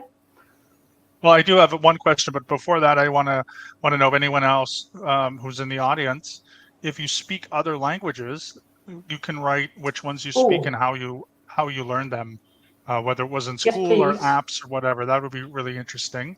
But for Farsi, because many years ago, about 20 years ago, when I was still living in my hometown, just before my mom moved and just before actually I moved to Europe. We had Iranian neighbors, and I mean, I don't know much Farsi other than thank you is merci, right? So, which obviously is also French. But I am curious about that because, yeah, one of the thank yous, of course, it's not the only one. But I'm curious about that because I also have friends that speak Hindi. And I know that grammar is pretty Indo-European. You know, they have very similar features. But then Farsi on top of that has this completely different alphabet. I'm curious when it comes to grammar, what is the structure kind of like? Is it closer to the European languages? Do they have prepositions? Do they have, you know, all pronouns, like all that? And then how are you learning the alphabet, if at all? Right, so I'd say the grammar is quite Indo-European. It does have some Turkic influence, but it's by and large Indo-European majority. The alphabet, or strictly speaking, abjad, is more. How can I put it? So. Yeah, I learned it from books really, and just the internet and stuff. It's so the most challenging thing about it is they don't write short vowels, generally speaking. So if you like short vowels, and same in Arabic, short vowels are only written for like kids and learners and stuff. So once you get to like proper writing, air quotes, then there are no short vowels written. So you have to kind of guess, right? And you know the word, then you just know it. But like if so in Arabic and other Semitic languages such as Hebrew, they have this pattern, right, where you've got I think I was talking about this before, where you have a set of 3 or more consonants, and then the vowels will slot into it. And what this means is that with the Arabic abjad, you can kind of guess which are the vowels, right, for Arabic. But when you then apply that system to an Indo-European language, which doesn't have that, it kind of has a slight extra layer of complexity because you can't intuit what those vowels would be, so you just kind of have to know. Yeah, so that's a bit of a challenge, but you kind of get there. Yeah, it's once you get the hang of it, it's not. I don't know. It's not a logographic script, so it could be worse. You know, it's not Chinese. Yeah, symbols. Yeah, I could figure that out. Yeah, I'm curious with Farsi. So again, like, yeah, because I read Hebrew. I don't speak Hebrew, but I read it because of you know, Hebrew school and stuff. So, you know, we got our consonants on top, and we have silent consonants like the aleph. And then, yeah, there'll be like the consonant, the gamel or the bet or the vet or whatever. And then we usually have a series of dots or dashes that are underneath, and that is a, e, o, u, or then that's the Sephardic Hebrew. If it's the Ashkenazi Hebrew, then it's like ah, not a, and all that kind of stuff. It's relatively similar. So is it similar in that way? Because I know for me, if I just have consonants, because I don't know Hebrew, if I just have the consonants, I don't know what the word means. I have to have the vowels in order to read it, which in the prayer books, they always have they always have consonants and vowels. They have to. But if I've been to Israel, and I've seen, by the way, because they have both Arabic that's written there, because 21% of Israelis are Arabs, and half of those are Palestinians, and half of those are Arabs, and they live there. And then they also just have Hebrew, but they have their own advertising languages, which I think is cool. So there's like an Arabic advertising language and a Hebrew advertising language, but they only use the consonants. And so for me, that's weird, right? Like for us as English, if we were to get rid of all of our vowels and we just had consonants, it wouldn't make any sense. So is it I similar reckon in you could that read way? it. Yeah. In Farsi, is it similar? Yeah. Yeah, so instead of dots, right, you have like little line diacritics. Yeah. So a line above is an A, a short A, a line below is a short E, Yeah. and then like a small, how to describe it, like a small curly thing. It's called a wow or a vav, right? Is like does you have the same in Hebrew? That if you put that above, is it above or below? I think that's above. That is there's O, right, which is considered a short vowel. And then for longer vowels, they are written. So you have again wow or vav. So this is called wow in Arabic, and vav in Farsi is the u letter, but it also means v, but it's u. And then the long A is aleph, which is the line down. That's always written. And there, E is a yod, I think it's called, is its own letter as well. That's always written, which is both an I and a Y sound. So yeah. But yeah, so the short vowels are written with diacritics, and much the same as you were saying about in Jewish prayer books. In Islamic prayer books, in the Quran, they will have all the diacritics are always written, because it's considered important that people can know exactly what it says. Whereas in everyday writing, they would not be written. So yeah. Yeah, I find that fascinating how someone could just look at It a takes group some of getting used to. consonants, you know. I was going to try something in the comments, and you tell me if you can understand this. Carry on. Sure. Yeah, no, it's weird. There's certain words that I could probably guess, but again, without those vowels, like it's such an English. I mean, every Indo-European language is very similar, but it's such an English way of being like consonants without vowels, and having like a B and a D. That means bed, huh? It's like, what?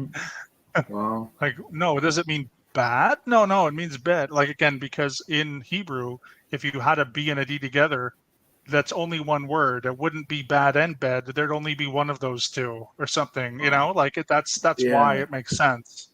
But I don't know. I find it fascinating, but again, totally different things going on here. But yeah. Yeah, funny. strange. I don't know. Yeah. But I do find that with different alphabets over the summer,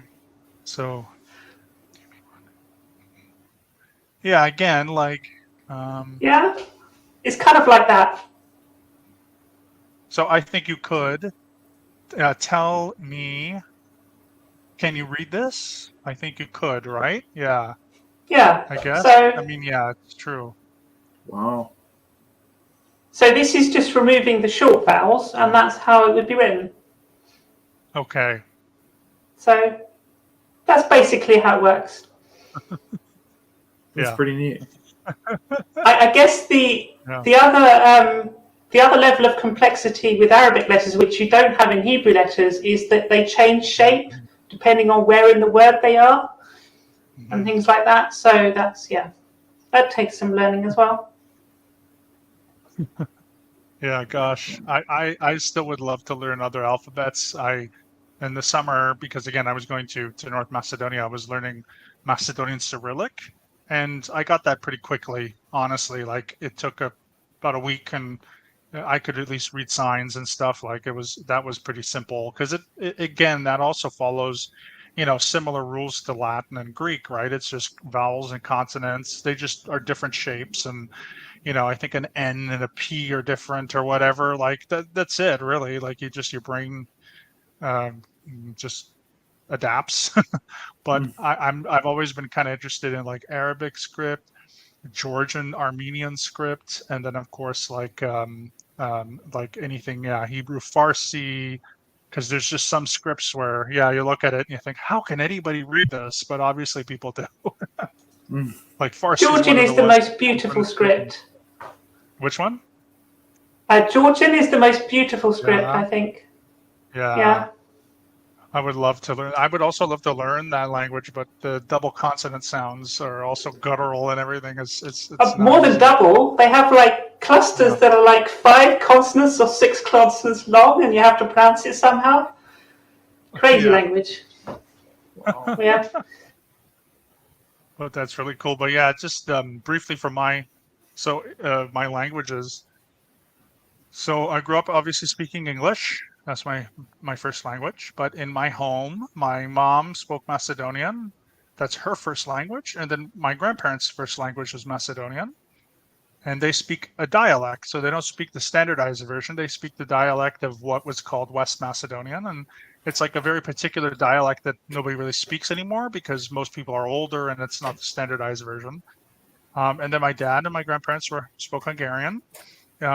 We also had family that spoke Spanish, and I learned Spanish as a kid when we would go to Cuba. Went to Cuba a couple Christmases, like 5 Christmases in a row. I think I was between 5 and 10 years old. So to keep us occupied during the day, they give us Spanish lessons.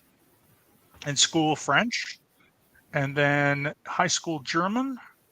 And then when I was 22, I moved here to Europe.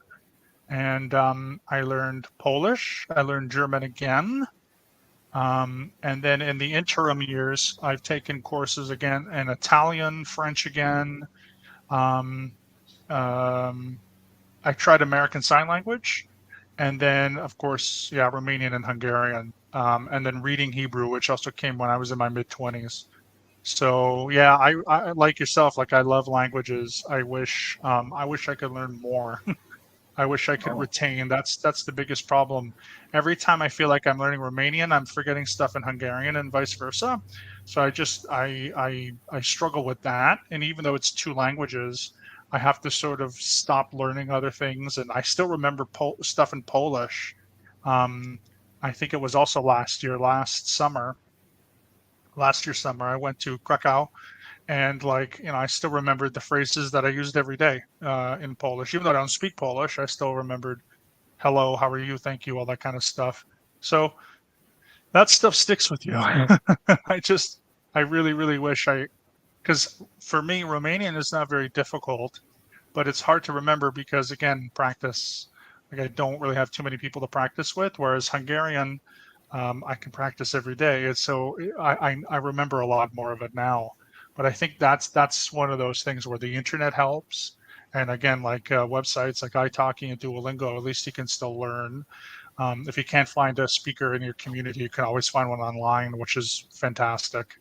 But yeah, I mean, it's a lot of languages, but my maternal grandfather spoke, he spoke Macedonian, he spoke Romanian, he spoke Greek, Russian, and Turkish. And then my other grandfather spoke Hungarian, German, Russian, and maybe a few others, French, so yeah, it's just I admire people who can at least speak 2 languages, if not more. And even if you can't speak a second language fluently, if you're learning or if you're trying, because I know in speaking English, it's very easy for us to just speak English, which I understand because it's the universal language. And in some communities, you don't need to have another language, and that's totally okay too.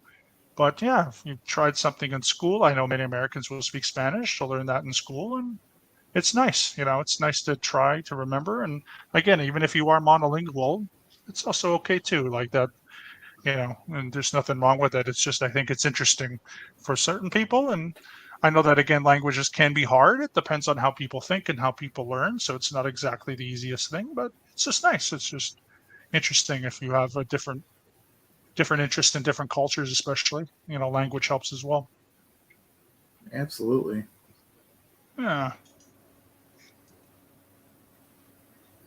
But Chad, do you have any questions, Chad? Was there anything started or anything like that? I think you know, and I know why there's so many different languages and stuff, but I still find it fascinating that there's so many different languages, you know.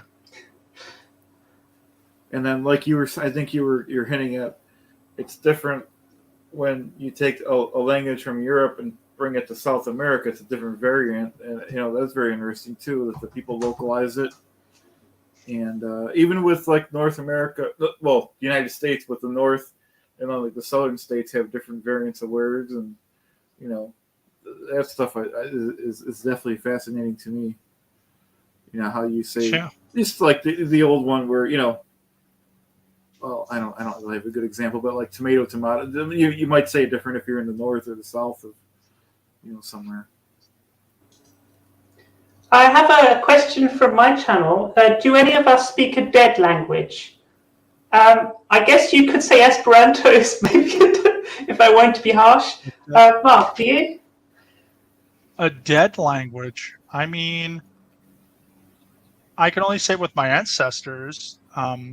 I had ancestors that spoke Yiddish and Ladino, and those are endangered languages. Wow. If we go back far enough, we all speak a dead language like Latin. Wow. Yeah. You know, I mean, even Hebrew was a dead language until 1948. So I guess some of my ancestors spoke that too. Yeah, I guess it depends on how far back we want to go. I would say endangered languages are interesting too, because that's another thing that I kind of forgot to mention was if when we look at the landscape of Uralic languages, really 3 of them are doing well. So Hungarian, 14 million speakers, 5 million people speak Finnish. Around 4 million in Finland, and then 1 million elsewhere, and then 1.1 million people speak Estonian, and that's 1 million in Estonia and 100,000 outside. But all those other languages, Sami, Komi, Mansi, everyone else is not doing very well, unfortunately. Some of those languages are extinct as first languages, and they're going on by a thread as a second language. And a lot of it has to do with the fact that most young people under the age of, 40 or 45 are speaking Russian, and that a lot of languages in Russia are being displaced. So there are Uralic languages where you might find like 5 elderly people in a village somewhere who speak that one language and that's their first language, or you might find no first language speakers, but 20 people that have it as a second language, but they don't use it every day. So there's a statistic that right in the world today, right now, in 2023, there's probably approximately somewhere around 6,000 different languages. But by the year 2100, there's probably only going to be 600 languages. So that means that most of those Uralic languages that I mentioned, there's about 38 in total, probably they're all going to be extinct except for Hungarian, Estonian, and Finnish. And also indigenous languages in North South America are going kind of underground, but there are a few of them like Quechua is doing really well right now. But there is a lot in North America, especially on reserve and reservation lands, that it's hard to learn. And, if you want to learn, you have to be a part of the reservation, a part of the nation, or part of the reserve land. And so, yeah, it's unfortunate. It really is sad. But what I think is a positive about this is with the internet, you can go on to websites like Wikitongues, and you can hear people speak all different types of languages, like from all over the world, and many of them are endangered. So at least there'll be some record of those languages, unlike previous, where, when a language went extinct, it was gone forever. At least there'll be some, some documentation. So in the future, if someone wants to revive the language, we'll at least have some evidence and something to go on. So, but that is one of those sad things. There's Romanian that is spoken in Croatia called Istro-Romanian, and they're endangered. They're probably going to be extinct somewhat soon in the next 20, 30 years. There's another language called Istriot, which is also spoken in Croatian. Maybe 80 old men who fish in Pula and Rovinja, and that'll be extinct. But again, they're all online, and they all have these institutes that are documenting their vocabulary, their grammar, their literature and libraries. So, they won't be completely gone, even though people won't be speaking it every day. So, good and bad, there's all that kind of stuff going on. Yeah, that's definitely good that they're putting it online for sure. Yeah. There's been attempts at reviving ones as well, like Cornish, for instance, here in the UK. There's been an attempt to revive that, so how is it that could happen, but who knows? How is that going with Cornish? I don't know personally. How's it? Yeah, so my understanding is that there's like some second language speakers, but not many. Maybe I should look it up. Give me a second. Well, even Irish Gaelic is kind of going through, because I know in Ireland, I think everyone learns Gaelic as a second language, right? And there's only a few people who actually speak it as a first language on the coast. But at least that is something that could have been gone with the whole, with the terror, the horrors and the terror and all that kind of stuff. Like, I mean, from 1916, and then Gaelic itself is, yeah, it's a symbol of Irish, freedom and all that kind of stuff. So I think they're doing pretty okay in some sense, at least from L2 speakers. But you're right. Like, I know Manx is another one that kind of is around, and the Jersey language, like those island languages are kind of okay, but a lot of people move from those places to the mainland and then they just don't speak it anymore. So, yeah. But Cornish. Yeah. Okay, I have an answer here. As of the 2021 census, there are 557 second language speakers of Cornish. Well, it's not bad. I mean, so there we that's are. Not too bad. Honestly, that's better than a lot of Uralic languages that have, 5 old women, unfortunately, So that's okay. I mean, maybe it won't get up to a Gaelic level, but I think for the people that are Cornish and who find that to be part of their heritage, like that's something that they're doing that at least is good and meaningful to them. So who knows, right? But you're right, language revivals. Turkish was revived, it was purged of the of the Ottoman words and reconstructed by Mustafa Kemal, and it's a relatively new language. Hebrew came back, Latin kind of, I mean, they speak Latin in the church and stuff, but whatever, like there are Latin scholars, like who knows, that might make an appearance. But yeah, and a lot of indigenous languages have gone through a revival, so I hope they don't all just get extinct and we're all just speaking European languages, but who knows, right? Like it's hard to say.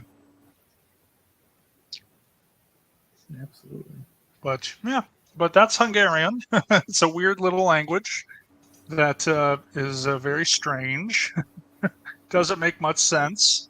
And every Hungarian teacher, good Hungarian teachers, which there are many of them, and I had very good Hungarian teachers, are very, very sympathetic because they know it's hard. And I even have spoken to speakers of Arabic. And of course, Arabic for English speakers is one of the hardest languages in the world to learn. And even Arabic speakers think that Hungarian is hard. Wow. And Thai speakers and Mandarin speakers with their tones, and Vietnamese has tones, and tonal languages, again, are things I can't even grasp my head around. They say Hungarian is hard. Same. So, yeah, I don't know. Bad enough, right? I can't even imagine. Do you speak any tonal languages, or have you learned any tonal languages, Joe? No, yeah. No. Not a chance. No? Maybe one day. Yeah. Thai or Vietnamese, I don't know. Maybe Vietnamese sounds interesting. Mandarin. Mandarin will, I think, be one of the languages of the future, of course. Standardized. Yep. Standardized kind of Mandarin from China will be pretty much on point in many ways with English, although English is much easier to learn for most people. So that's why it's probably going to be more spread out. But man, yeah. But yeah, Korean, yeah, very strange language, but interesting topic. Thank you. Yeah, thank you so much. And again, like I just find out with languages, it's so cool. Like, I don't know, if you live in a big city, no matter where you are, you can always find people who speak another language. I know if you have access where you're just going out in public to supermarkets or you're on public transportation or you go to work and you just hear a different language. I always try to think, oh, what is that language? Like, can I guess it? What is it? Yeah, I do that too. I think that must be a language nerd thing, right? Yeah, That's right. it is. But yeah, it's pretty fun. And yeah, again, it's one of these weird things, It's a strange phenomenon, Hungarian. And the other thing is a lot of scholars try to place Hungarian and the Huns together.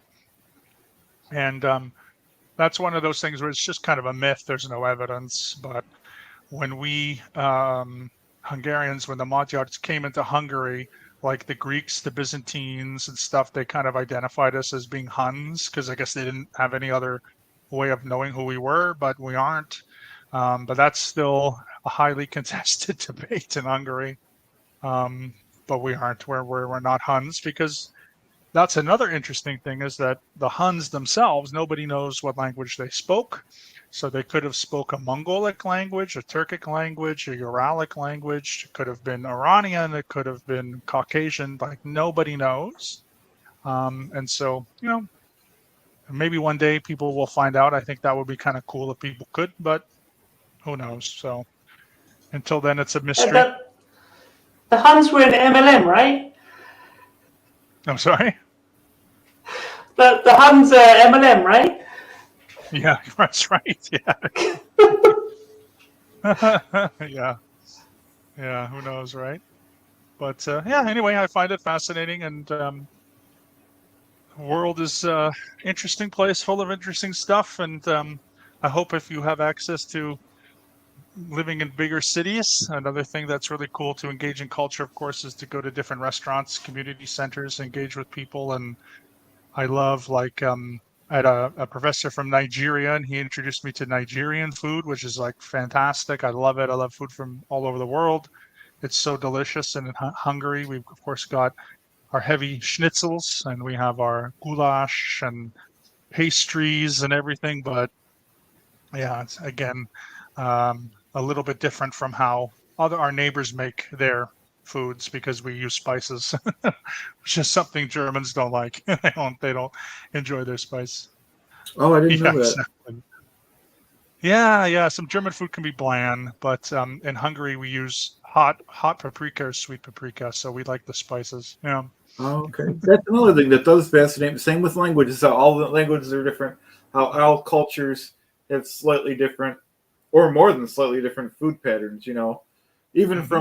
Even from like say Buffalo, New York to the South, it's different. Yep. You know what I mean? It's just fascinating. I don't know why, but it is. Yeah, you guys got a lot of the Midwestern food, but then you have your own particular things, and then down south they have their own stuff too, right? Like southern United States is great for barbecue and stuff like that, whereas in the north it's mostly like hoagies and wings and stuff like. Yeah, and in England it must be the same, I'm sure English food I know doesn't get a good rap, but there are some English food I do enjoy. I am a toast and beans type person. I do enjoy that. Sorry to interrupt you, Mark. In the movies, they always say like the stereotype is always fish and chips. Yeah, that's the best. But yeah, Marmaid and Vegemite are not my thing. But I will do toast and beans. And I do like kippers. I find them to be quite tasty, personally. That's from growing up in Canada. You lost me at kippers. I was good until then. Are those like sardines? Yeah. Okay. Yeah, it's like fish. I like smoked fish of some sort. Not sure what kind. I like sardines. Yeah. It's like a smoked. It can be whatever, mackerel or something like that. We have that here too, that kind of thing. But I don't know. When I've only been in England once. Only been to London, and then I cut little bits of the countryside. Don't like London, but that's me. I also went to St. Hill, which is the whole other story. But I did go to Brighton, which was actually quite nice. I'd like to go north, but I didn't find the food too bad, especially when there's a lot of Indian food. A lot of curry in England. It's just great. But even in Canada, we're very lucky with that. And even in Hungary, it's not as good. Like, I love Indian food. It's not as good here, but in Toronto, Indian food is pretty fantastic. So Oh, I'm a sucker for that stuff. that's cool. Yeah. Well, I don't know if you guys have any other questions, but again, thank you so much, for everything. And I'm going to put this into parts throughout the week, and I'll clip some stuff out. And then next week we'll Likewise. talk about it. Yeah, exactly. And next week we can talk about it on our chat. For next thing, I could do maybe something on Romanian, or actually, Joe, if you have anything too, might be fun to do a history of something if you'd Yeah, like. If not, I definitely. can do So I did a series during the time in 2019 that we're not going to talk about, which was about musical instrument collections in different museums that I've been to. So if that would interest people, then please let me know in the chat. That's something we could do. Perfect. Yeah. Yeah, So, that's great. Well, yeah, guys. and Thanks obviously, so much. I'm happy to talk. And obviously, I'm happy to talk about any languages or music or anything else that people would. But yeah. Very good. Anyway, Yeah. sorry. Yeah. Yeah, perfect. Well, yeah, thank you Yeah. again, That's great. Corinne. Appreciate it, and glad everyone hope everyone enjoyed it again, and just stay tuned to our channels. Very much so. Get us our watch hours, and appreciate Chad for also hosting us. And yeah, I guess we'll be back That's next great, week. guys. Yeah. All right. Thanks very much, Mark. Yeah. All right, See you guys. Mark. Thanks, See you Chad. guys. Thanks, Take care, you guys. everyone. Bye. Bye now.